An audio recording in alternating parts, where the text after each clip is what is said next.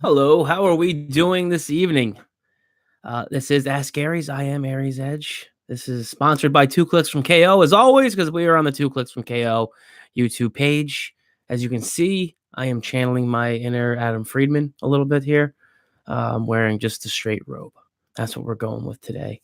So the question, we have a couple questions on hand tonight. We have a couple things on the docket for this evening. For some reason, it didn't give me the option to share this. So I didn't share this to the Two Clicks from KO page, but that is all right. I will have to try and do that now. But so on the docket for this evening, we have Christian Bogen asks, why is DC not putting out competitive sets like Marvel? And the only thing that I can think of, and this is public knowledge, it is something that has been posted on a Reddit page. I will not mention what Reddit page and or where or any of those details. You can go ahead and dig it up for yourself. But it was posted. I'm trying to get the exact quote. As easy as I can say.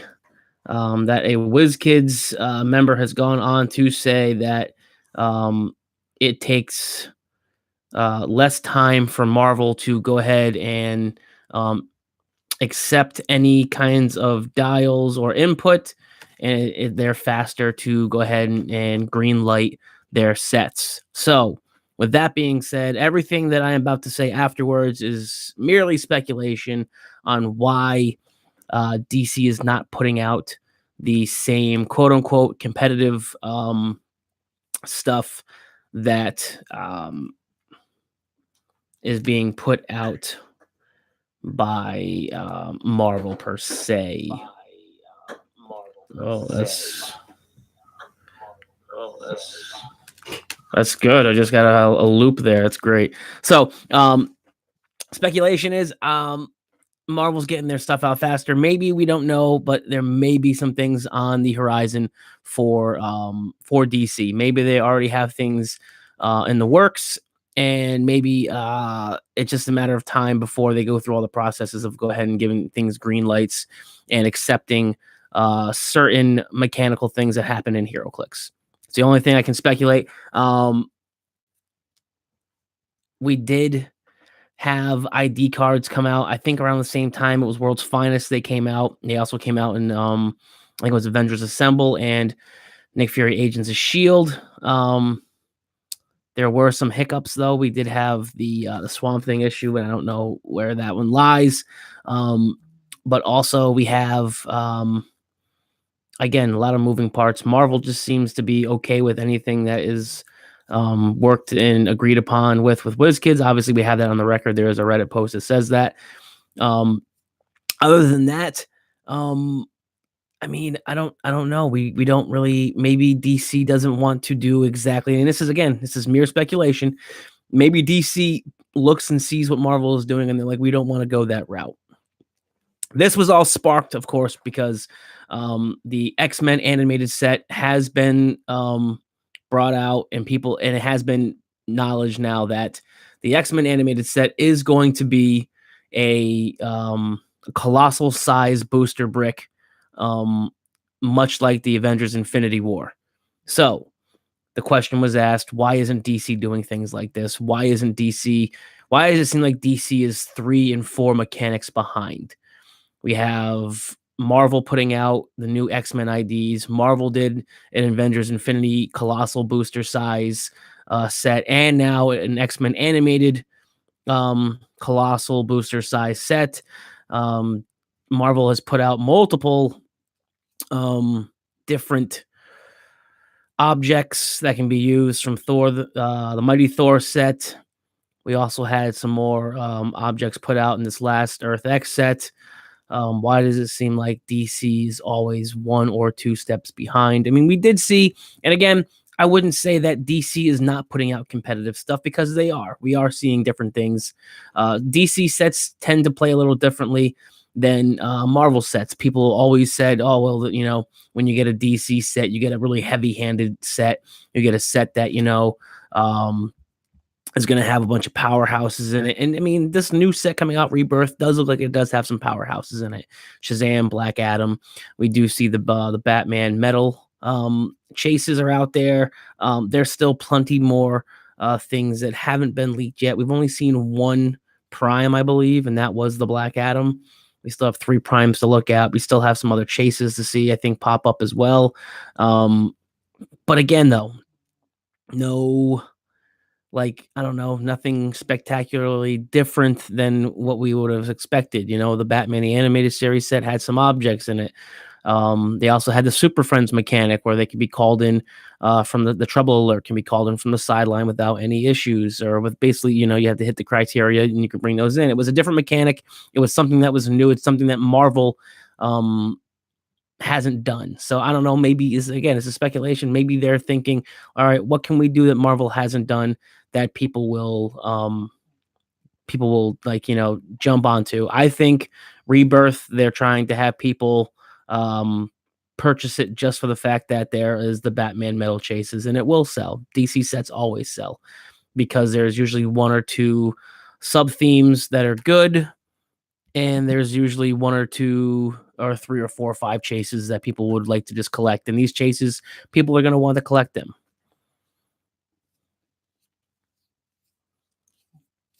We've seen 2 primes. The other was a version of Steel, not the Steel. Yeah, Bizarro was the other one. I don't think the other ones, I don't think was a prime. I think it was just Citizen Steel, and then one was another Steel. I think there's a third Steel, maybe. I'd have to go back and look. But yeah, we did see the Bizarro, but we haven't. That Bizarro came out right around the time when a whole bunch of quote unquote images were leaked. And oh no, I think we actually did see the dial. I apologize. We did see the Bizarro dial. But yeah, that image was leaked around the same time other images was leaked, and then it turned out that some of those images were also false. So, but no, I forgot we did see the Bizarro dial.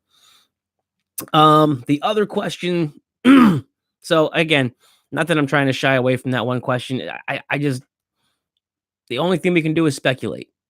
Maybe there's a lot more red tape when it comes to DC. I don't know. The only thing I can say is that there's a Reddit post out there, and it does say that there's a WizKids employee who did make mention at an Origins that Marvel green lights things faster. Their sets seem to be given the green light faster, which is why we do see more Marvel sets compared to DC. So I don't know. Maybe that's a reason as to why that happened. So the other question we had come in was from an anonymous source, and they wanted to know, what do you think the other Mandarin Rings are going to do? And what do you hope other con exclusives to pop up this year? I'm going to look up right now exactly what each, because again, I didn't play a lot of the Invincible Iron Man. I didn't have a power plant. I didn't collect the rings. So I'm going to look up each ring individually. I think we already have the Matter Rearranger, and we know what that does. So the old Impact Beam, this character can use Force Blast. The target is knocked back equal to twice the D6 roll for Force Blast.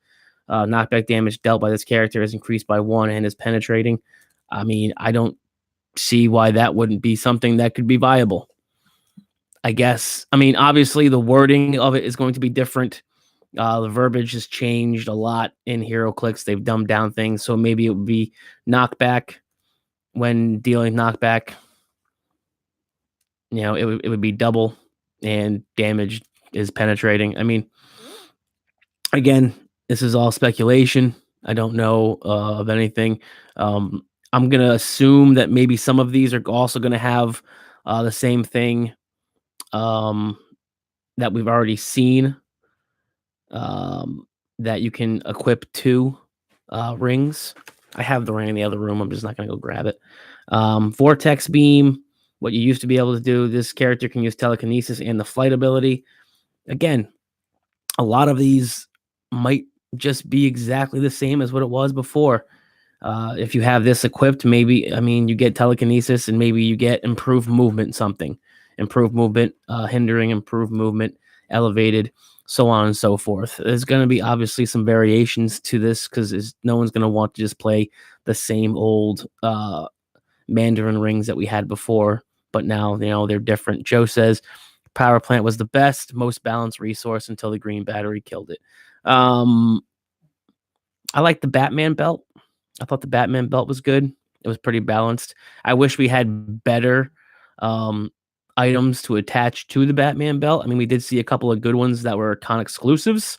Um, but even then, it was already to the point where we had Book of the Skulls right behind it. We had the power plant. I mean, at one point in time, I think we had almost 5 or 6 different variations of a resource that you could use. And then once rotation hit, it was like, I don't know, a 35 power batteries to use. What do we got next? The white light ring. When this character hits a single opposing character with a ranged combat attack until your next turn, modify the target's attack value by -2 and its damage value by -1. I mean, honestly, with some of these things, they may just again still be the same thing. I don't know what they could do differently for that. It's 2 points too, so I think that point value for something like that would have to be changed. That would probably be like a 4 or 5 point ring. It may be a one-time use. I don't know. Um, Flame Blast is a very easy one. I've already looked at with this one today. This character can use Penetrating Psychic Blast with a minimum range value of 4. If it only targets a single character, it can use Energy Explosion as well. Well, this was back in the day where Penetrating Psychic Blast and Energy Explosion both stacked. So maybe you give something like you take this ring now and you say Energy Explosion. When you use Energy Explosion, damage dealt is penetrating. Very cut and dry, very simple. So you give it the same characteristics that it had before, where you could stack those two, but you just tie it all into Energy Explosion. Energy Explosion, and it's all penetrating damage. Boom, done deal. Cut and dry, very simple. Again, some of these, they may have to, use the, what was I going to say? Messed it. It's gone. Oh, the same wording as the ring we already have out there, where some of these might have the same verbiage where you can use 2 rings. So I can only assume the Mento Intensify. This character can use mind control. It can use it as a free action, but only target a single character that took damage from a character's attack this turn. So this right here could be something that could be potentially could be game changing. You could use it as a free action, and only if a single target took damage from a character's attack this turn. Kind of sounds like Colossal Retaliation to me. So you turn this one into a mind control type Colossal Retaliation. You slam this on a figure. You can target a character that dealt damage this turn, but maybe they have to move and be within so much range, something like that. So, I mean, the Mento Intensifier could be some sort of a mind control, Colossal Retaliation type thing, but not obviously Colossal Retaliation because you can't put a ring on a Colossal. So, what do we got next? The Ice Blast. This character can use Barrier and Incapacitate. When it uses Incapacitate and hits, it may use Barrier as a free action, but only may place 1 blocking terrain marker adjacent to the target. Again, some of these are pretty cut and dry, and it seems like they already have the working format to make these exactly what they were. The only thing maybe is you could just say they get free Barrier, but to make 1 blocking terrain, kind of like what's his face there? The I can't remember his name. He's in the new Earth X set, but he gets to create a blocking terrain next to a Spider-Man friend, Ezekiel, I think it is. He gets to create a blocking terrain next to anybody with the Spider-Man family keyword. Something like that. We have the Black Light Ring.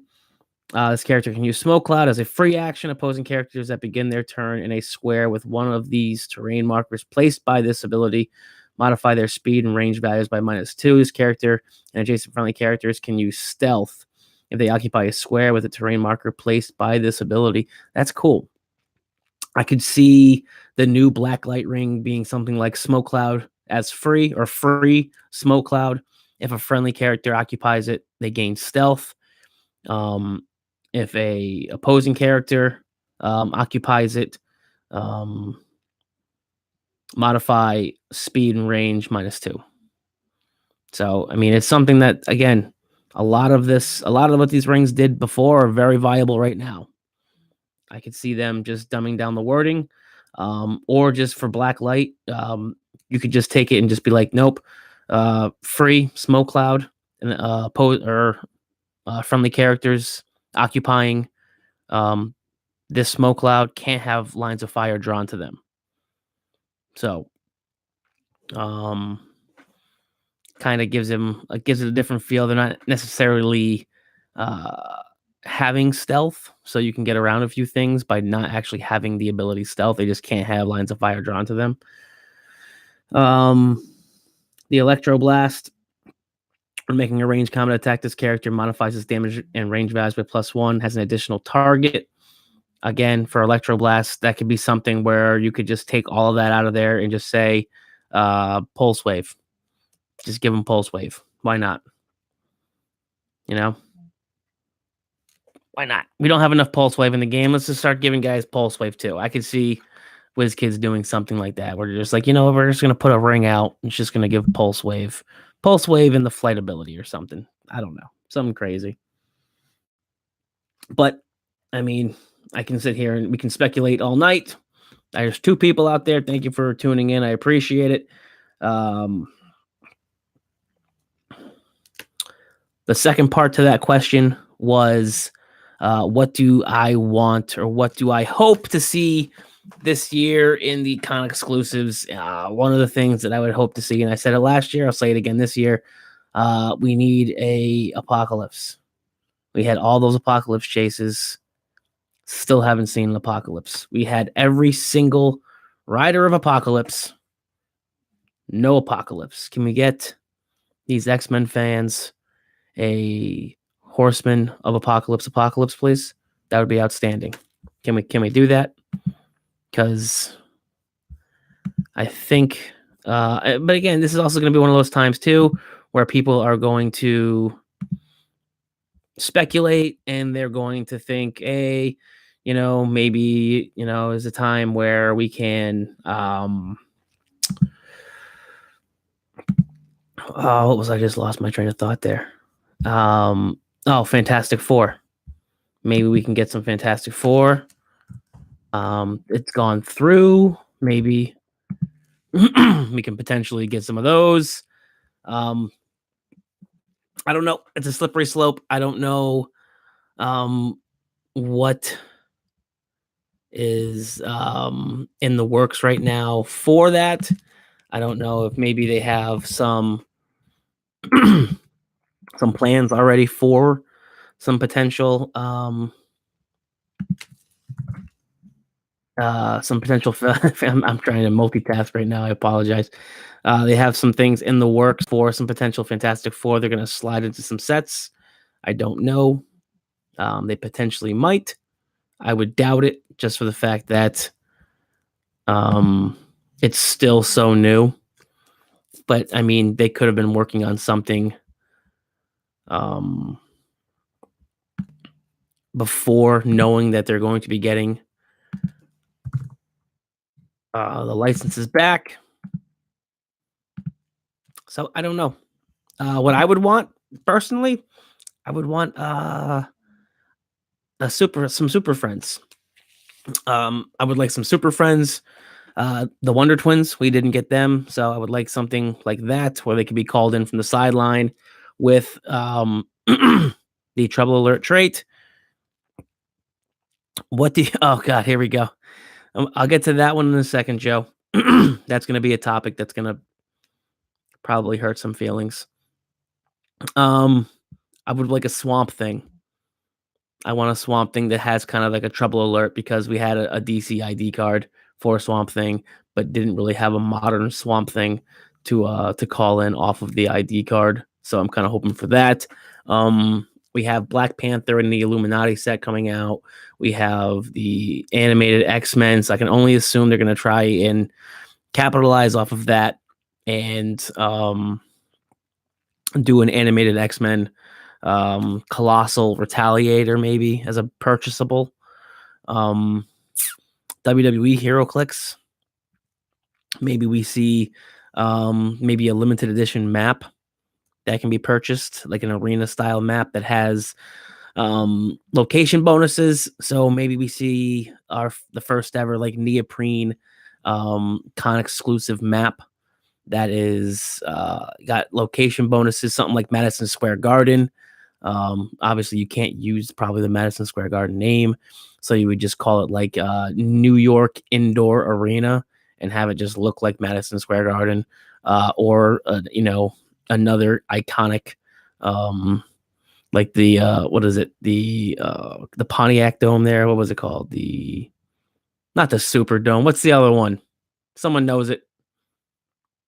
Hulk Hogan just said it the other year during WrestleMania like an idiot. Was it the Superdome? I don't know.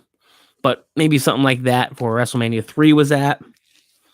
I don't know. There's a lot of different con exclusives they could do that could be pretty awesome. DC though, I have no idea.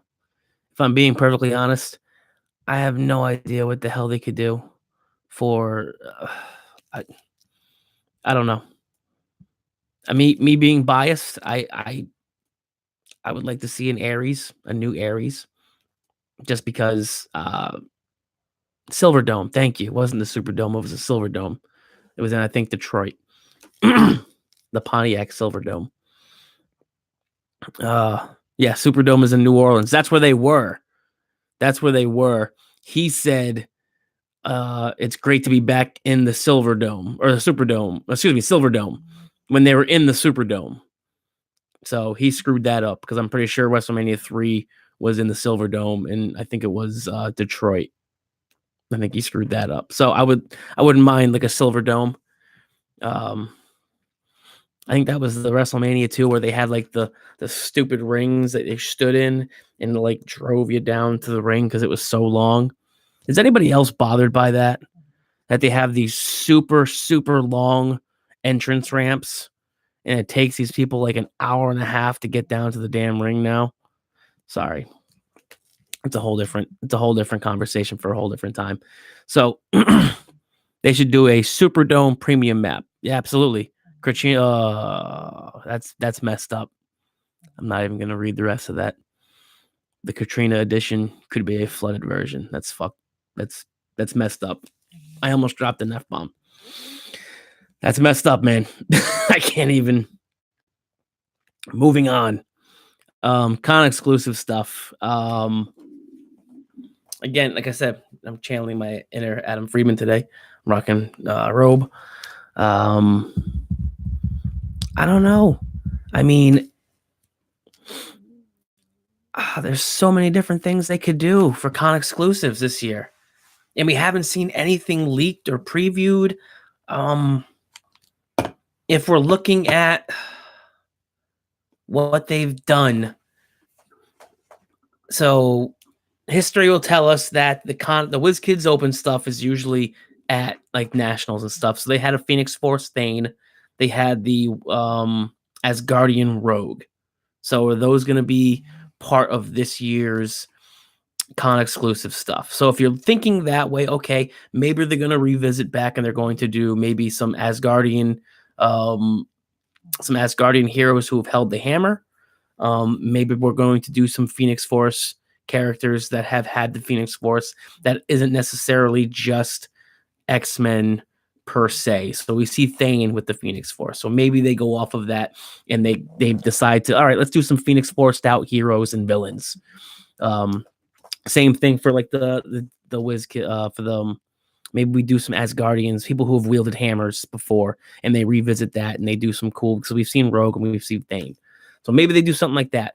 DC, no idea. I have zero idea what they could do. Yep, they could do that. Phoenix Force Quentin Gurel. I mean, hopefully I said that correctly. I mean, they could do a lot of things. We haven't seen a WizKids Open yet for DC. I'm going to hope that the next WizKids Open is going to be DC centric because they had one. Um, Phoenix Force as a possessor click. That's not a bad idea either. That's not a bad idea either. We haven't seen a possession. We haven't seen that. I think I don't know. I could see the Phoenix Force itself being like they're going towards equipment. So I could see the Phoenix Force being an equipment. I mean, we are all right. Here's your prime example of how the Phoenix Force could be an equipable object. We have seen it is leaked, it is out there that in the Black Panther Illuminati set, we do have a 30-point Infinity Gauntlet coming out. Okay? So, speculation's been running wild about that. Is the gauntlet going to be a pick a power thing? Am I going to have to? Is it going to give me this? Is it going to give me +1 stats? Is it going to give me that? Is it going to give me this? Phoenix Force could be the same exact way. They're trying to, I think they're trying to get away from having something that is attached. They're trying to get away from the whole, like, I can have a possessor, I can have a special object, I can have a this, I can have a that. They're trying to blanket it, in my opinion. It looks to me, because you look at the Infinity Gauntlet, and we had a gauntlet before, and it was a resource, and it clicked, and you could put different gems on it, and so on and so forth. And we all speculated, hey, maybe we're gonna have something like that, where you have to like build a gauntlet, kind of like we had to build an Iron Man. And maybe when you get like the gems, you can have you like kind of like what Incredible Iron Man was. You would pop um gems in the boosters, and you could attach them to this and that. Obviously, it's not going to be that. It's going to be an Infinity Gauntlet, and you're going to attach it for 30 points to a figure, but we don't know what it does. So the Phoenix Force could be the same way. Alan Parker, that's a great idea. I like where you're going with it. I just don't think they're going to do it as a possessor. I think they'll probably do it. If they're going to do it, they'll probably do it. No, they're probably going to do it as an equipment. Jesse Cody says, "Hey guys, did he already talk about the disappointment that is Rebirth yet?" I don't think Rebirth is a disappointment.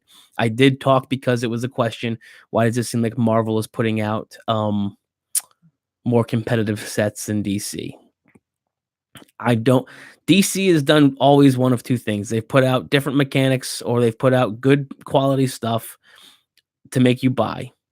People Batman the Animated Set was a super solid set, on top of the fact that the chases were one per brick, and they had a mechanic in it that were very unique, and people wanted that on their sideline. This set, it looks like they're going and gearing towards, hey, they're going to buy because it's Batman metal, and they're going to want these chases. Again, we have seen very solid figures. I like Billy Baston. Um, I like playing him him, and then being able to call in Shazam. You don't get the kickback. It's not like you're calling in Shazam and then you're scoring Shazam's points. No, if you kill a Shazam, you're getting the 40 points or whatever it is for Billy. I like the Prez Ricard. I think he's good. I think Mr. Oz, I think it is good. There's a lot of good little figures and good little gems in this set. As a whole, I think people are underwhelmed, and I said this before, people are kind of underwhelmed. Hey, Christian, thank you for being here.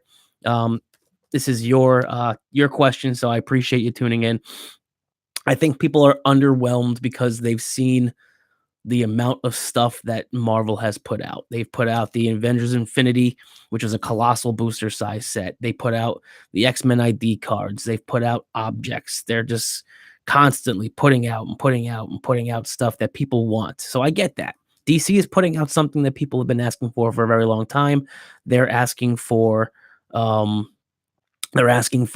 Batman medal. We're getting that. Do people enjoy the dials? That's a debate for a whole other time. Some people love the dials, some people hate the dials. But DC is doing what you asked. You asked for a certain set, a certain bunch of characters. You're getting them. I don't know why they're not doing this. Again, DC has always carved their own path. when it came to making Heroclix, and I'm going to assume they're going to do the same exact thing. There are a lot of little, yes, there are a lot of little tiny nuances with this set that I think are going to make it very awesome to play in sealed. I do think like every set, you're going to probably see 5 to 8 figures that are going to make a splash in competitive play, which you're always going to see. So, are people underwhelmed with the fact that it's not a bunch of objects that you can chase after? Are people underwhelmed that it's not colossal retaliators and stuff like that? Sure. Is there a lot of good figures in the set? Yes, I do believe that Rebirth is going to put out a good, solid amount of sets. I mean, I'm looking forward to playing Teen Titans. I'm looking forward to having um, a bunch of good Teen Titans. I like the way that that Beast Boy plays. He looks pretty cool. I can't wait to pull him in sealed. Let me get to some of these questions over here in the sideline. Christian Bogen, Starfire, and Mr. Oz, not to mention super rare Deathstroke. People are sleeping on super rare Deathstroke. I'm telling you that right now. You slap something on him like Exospecs, where he's able to choose some different things just because of the wording can make a range or close for free. So if I were to then be able to hypersonic and then I choose pulse wave, I can then hypersonic pulse wave. Okay. So we have a couple different things here. Alan Parker agrees with Christian. Jesse Cody says Batman the animated series was amazing. Locations are great. See, that's the other thing too, is that Batman the animated series gave us map locations.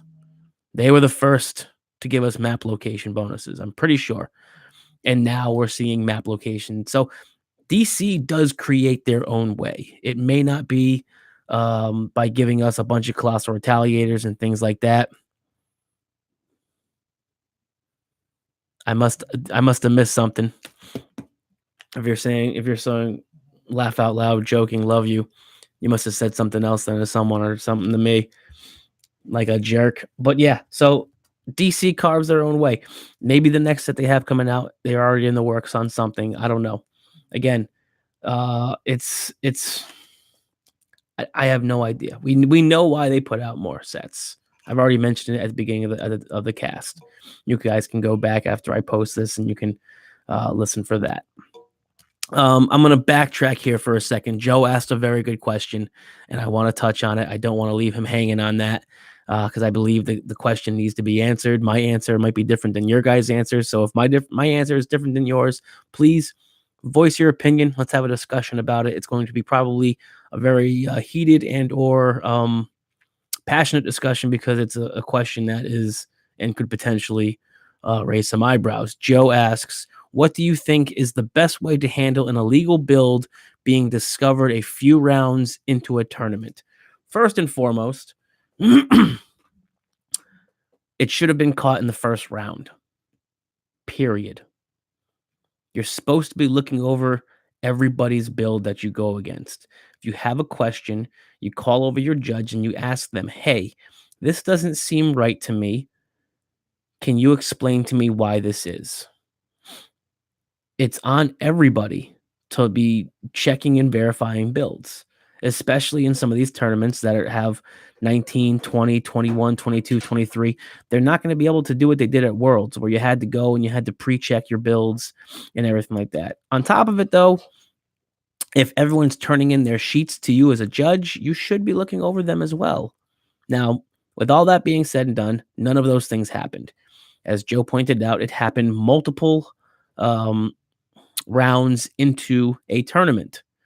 I know some backstory on this as I talked to Joe about this today, so I'm not going to leak any information about that. But if you have an illegal build and you have now made the cut or something along those lines, in my opinion, and this is just my opinion only, you should be disqualified because you obviously did something wrong. Your team, and it wasn't like it was a small thing. It was now Joe can attest to that too. It wasn't like they just misdocumented something or along those lines. They played something completely 100% incorrectly, and it did alter the outcome of the tournament. That person should be disqualified, and the next person in line who didn't make the cut should be kicked up to the cut. Now, If people are going to make a complaint, well, then that gave me a loss and this and that. Okay, cool. You signed off on the build. If I was to do what other judges have done in the past, then I should disqualify you as well because you signed your name or you initialed your name and you looked over and verified his build and it was wrong and it was illegal, but you signed it again. So if you're going to complain of the ruling that I just made, then I should disqualify you from the tournament as well. And your placement now will get kicked down to the bottom. And if you placed within prizing, you'll get kicked out of that now. It's not just on a judge. It's not just on the person building. It's on all of us to be double checking everyone's builds and making sure that they're running legal stuff. Now, if did that happen during the tournament? I don't know. And I'm not going to disclose any information. But my opinion would be that that person should have been disqualified when it was found. And if they had a reason, if they had a question why, you just explain it to them because this doesn't play that way in the way that you have it played or the way you're playing this or whatever this is and this is incorrect. This is wrong. This is an illegal build. Now that it's being caught now, you are going to be disqualified because it's not fair to the rest of the people. And I'm not going to punish all of them, even though some of them should be and could be, but I'm not going to. Christian Bogen writes, I agree about being DQ'd. However, I think the person who missed the cut because of that person should be compensated in some way. Now, like I said, I don't know if they missed the cut or not. People can sit there and speculate, but like I just pointed out too, if they lost and they signed and verified the build, they should be disqualified as well. If they're going to complain about it, they should be disqualified as well. They should have asked the question. It is on both players to maintain the integrity of the game and to maintain builds and things like that. And I've heard stories of other tournaments where both players had been disqualified because one person was playing an illegal build and the other person looked over the build, played, lost, and then put up a stink about it. And when asked, he kind of so okay, you're gone too then because you acknowledged it, you signed off on it, it was illegal, and you let it go through. Love you too, boo boo. Bye, Aaron. So that's just my opinion, though. If you guys have a different opinion, please voice it. Let's have a conversation about it. But in my opinion, the person should be DQ'd. They should be kicked, and the next person to step up in that line should step up in that line for the cut. Period. That's the way it goes. I meant somebody who missed the cut because the guy was DQ'd, took his place, not that they played at all. Okay. Yeah, absolutely. So that's what I'm saying. If they cut top 8, this guy was, I don't know, let's say he's ranked second. Okay, he gets DQ'd. Number 3 gets kicked up. Everyone gets kicked up, and whoever was number 9 becomes number 8 now. You just got a free pass because of X, Y, and Z. So there you go. And then that guy, he finishes last place. You've been disqualified. You finish in the basement. That's just the way I would handle it. Should I? But again, judges should be proactive. Judges should be looking over some of these teams. As soon as people turn in a team build sheet, and this is what I do. I look at it and just kind of go over it. Okay, I'm an umpire. I umpire baseball. So when I'm given a lineup from a coach, they usually give you 9 players, sometimes 10, and then a list of players on the sideline. So they usually have 10 players because one person will be quote unquote married to another player because they're a designated hitter. So I go through, okay, you have such and such and such. You are playing a DH. The DH is hitting for your shortstop. Those 2 are married now, correct? Okay. That being said, if the shortstop gets pulled out or whatever, the DH is gone. If the DH gets cut, the DH is just gone, period. So you sit there and you talk out their lineup until they say yes, yes, yes, yes, yes. Okay, so as soon as that person brings me their sheet, okay, you're playing Unimind.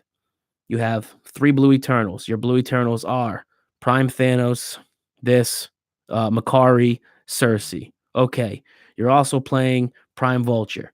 Okay, you're illegal right now. Please go rebuild because you can't have a prime on the sideline and a prime on the field. You can't play two primes, period.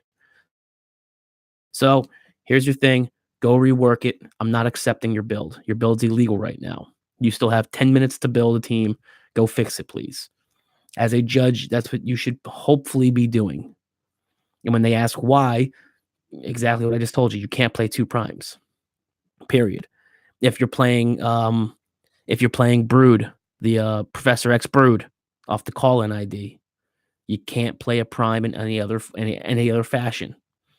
Even if you decide for that game, I'm not going to play him. I'm going to play the other Professor X. He's still on your sideline. He's still a part of your sideline. You can't field a prime then. So some stuff like that.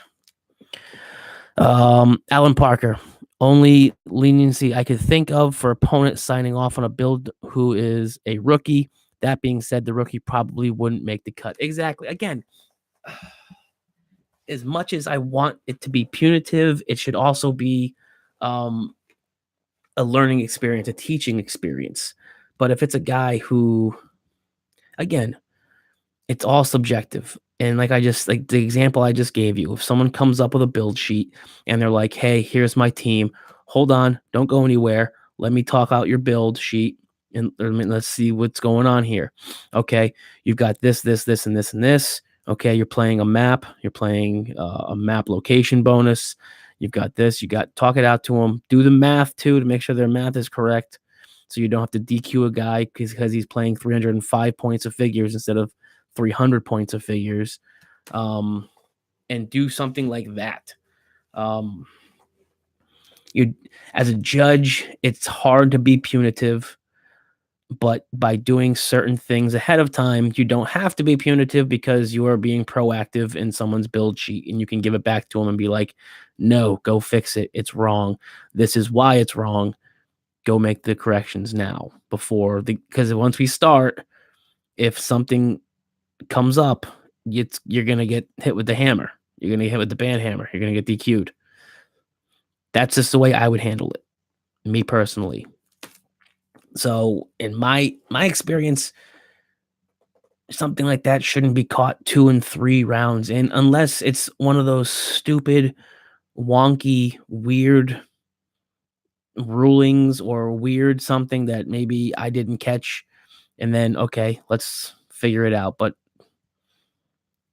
you should be looking it over. And every time you sit down with someone, you should ask them to see their build sheet and look at it and look at their team just so you know what their cards say, things like that. So that's what I would have done. Now, in Joe's experience and what happened, I don't know what you can do at that point. So sometimes, I don't know, sometimes it's hard to make judgments because you don't want to be known as the jerk judge who's being very punitive on things, and you want to make sure everyone's having a good time and you want to be friendly with everyone, but sometimes you have to make the hard decisions. William Connor, is a tough judge a reflection on the venue? Um, what do you mean by that, Will? Like a guy who's being a jerk or just a guy who is being by the book? I don't know exactly what you mean by that. Anybody who's so I've had this come up too. People have asked, well, they don't work for the venue. They're just the judge. Okay, though the judge is a direct reflection of the venue.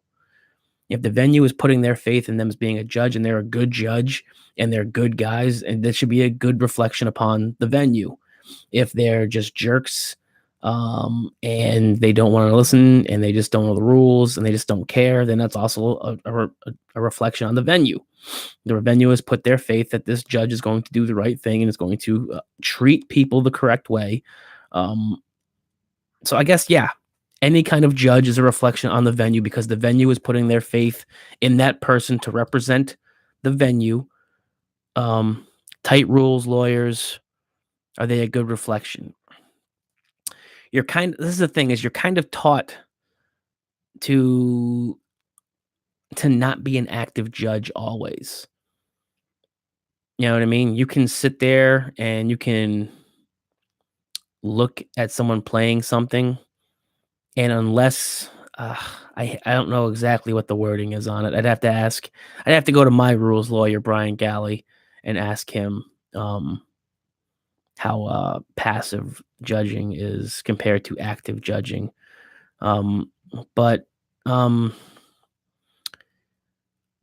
I don't know necessarily, like, they shouldn't be standing over and micromanaging everything that you do. Unless someone asks for a ruling, 2 players should be able to work out how the game works.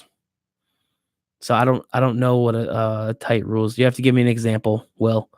Um, Bill Connor, thank you for tuning in, by the way. You'd have to give me an example of what a tight rules lawyer could or could not be. But again, any judge, though, in my opinion, is a direct reflection on on the venue. They've put their faith in you to run their tournaments, um, and to put together a good atmosphere for your players. So anything a judge does should be a direct reflection of that venue. Period. If you're a jerk and you just treat people like crap, then yeah, like people are gonna be like, do I want to go back to Sarge's Comics in New London, Connecticut, where Aries is a judge, even though Aries is a jerk? Then no, you're not going to. When it boils down to is the experience that I'm going to give everyone is is what you're going to know about Heroclix at my place in New London. It may be the greatest place in the world, but if it's got a bad judge or it's just a bad atmosphere and you don't like the atmosphere, then maybe you don't want to go back there. Um, and that's the same thing that may or may not happen with. And you may have the best judge there, and you may have some good customer service, but if you get rubbed the wrong way by one person, unfortunately, it might put a bad taste in your mouth. So yeah, if you're judging, you're representing that venue. Period. Um, Christian Bogen, should venues have two judges in case a disagreement happens during a high profile event like a WizKids Open or regional? No, no. That's just because now you're just asking for other people to um you're just gonna breed conflict then. That's all it's gonna be. You should even if it's wrong, you two if you're playing a match, you and your opponent should be able to try and work out the rules. If there's something arises, you want to have one judge be able to come over and make a final ruling, and that's it. Even if the judge is wrong, you want to have that third person, that judge, come in, make the final ruling. This is what I am ruling. Done. If you have a secondary one, now you've got another guy behind it. Well, I don't like your answer. You can mom and pop. Well, I don't like your answer, so I want to ask the other guy, and this is how I'm going to explain it. And now you've got these two people arguing back and forth. You can just no, in my opinion, no. It's just gonna breed conflict. That's all you're doing by having a second judge standing behind someone else to micromanage and to potentially overrule someone else. You're just gonna breed animosity and conflict. Example: this year at Worlds, head judge ruled during sealed that you could use location bonuses. That was an incorrect ruling. Other judges again went to him and said, "Hey, I don't think this is right. I don't think this is right." It, some back and forth, some back and forth.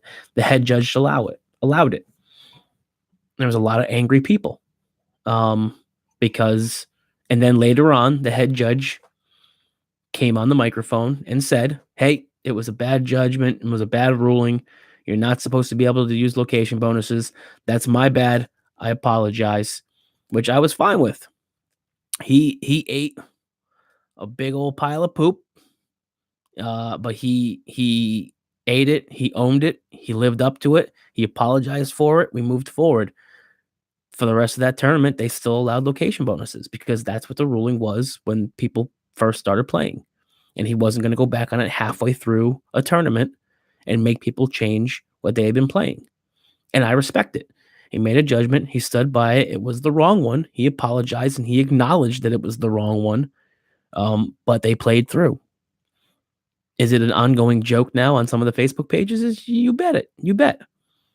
Um, could I have used that extra 5 points and played a map bonus? Absolutely, because I was playing 295. I went 4-0, so I didn't necessarily need the map bonus, but it would have been nice to have known. But whatever, it is what it is. You move forward, you overcome, you move forward. That's just how things go.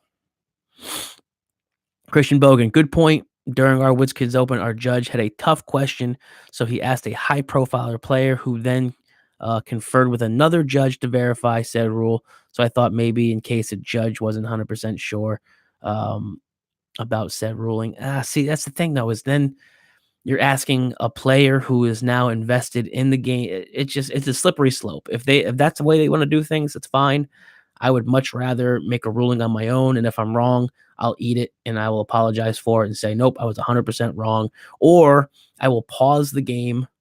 I will look up the rule and look up the ruling to get it correct. I will then give that map 5. All right, you guys got 5 minutes. So when time is called, don't stop playing. You still have 5 minutes. And I would give them bonus time. Everybody else can then have 5 minutes to stretch their legs, whatever the case may be. But I would extend them out if I had to pause their time. Kind of like soccer. You have that bonus time, you have injury time. I would do something like that.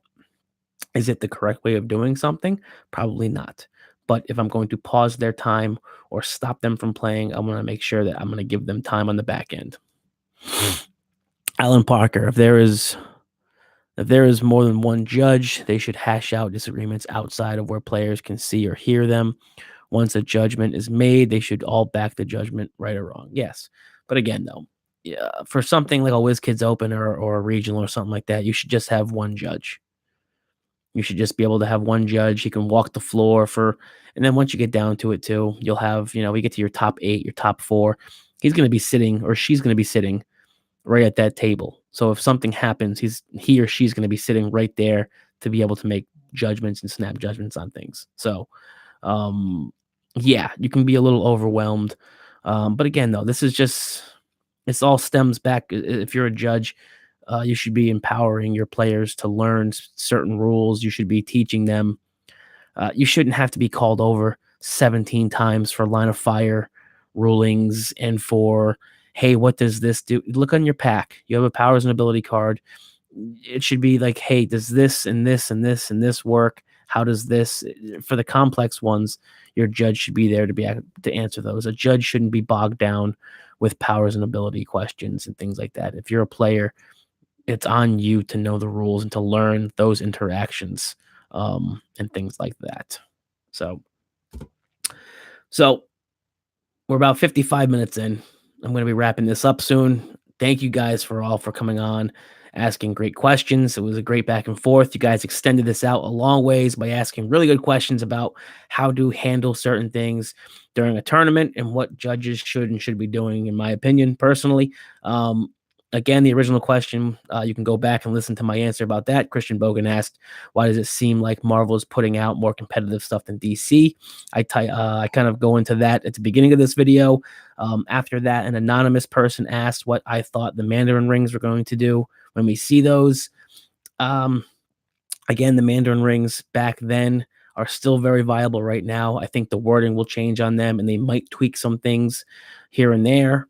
But I mean, I don't really know what they could do to change them unless they're just going to give them, thank you, Joe, what they're just going to, give for, they might just, some of them are very wordy. They might just cut all that wordiness out and just start giving certain powers. You're going to get this, you're going to get this, you're going to get this. You can play 2 rings. Boom.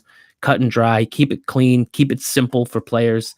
Con exclusives. I thought Phoenix Force might, be a theme. I would like to see a Swamp Thing or a Super Friends. Also, one thing I didn't mention is I would like to see maybe some different slays of Starro. We got We got Wonder Woman, Green Lantern, Batman, Superman with the Starro pack. Maybe, I don't know, you throw out a line of con exclusive Slaves of Starro. You give us a Green Arrow. You give us a Firestorm. You give us some, some obscure characters that were slaves, maybe, and they get the same wording that works with Starro, so you can get some add-on Starro slaves. I thought that would be cool. I forgot to mention that one before. But again, I appreciate it. Thank you guys for tuning in. As always, I will be doing this hopefully once or twice a week. So please get your questions in. You can send your questions to the Two Clicks from KO Facebook page. You can ask the questions right on our Facebook page as well. You can also go on to the Two Clicks from KO Facebook page. I think our email addresses and things like that are on there. You can also message me or Aaron. You can find me on Facebook as Aries Edge. You can also find my email as AriesEdge2626 at Gmail and send me messages there. Again, also, if you have questions that are controversial and you don't want your name put out there for them, as I did today, I will just ask the question and put it up there as anonymous. If you do want your name mentioned with it, just say that in the message. Hey, here is my question. Please, by all means, shout me out when you do it. And we'll go from there. Again, I thank you all for tuning in. I appreciate you guys being here. It's been 55 minutes going forward. So we had a little slow start there in the ends. Christian Bogen, awesome question. Thank you. Always enjoy the questions. Always enjoy the conversation. I wouldn't be doing this without you. Two Clicks from KO. Thanks you. And as always, you're not really playing until you are two clicks from KO.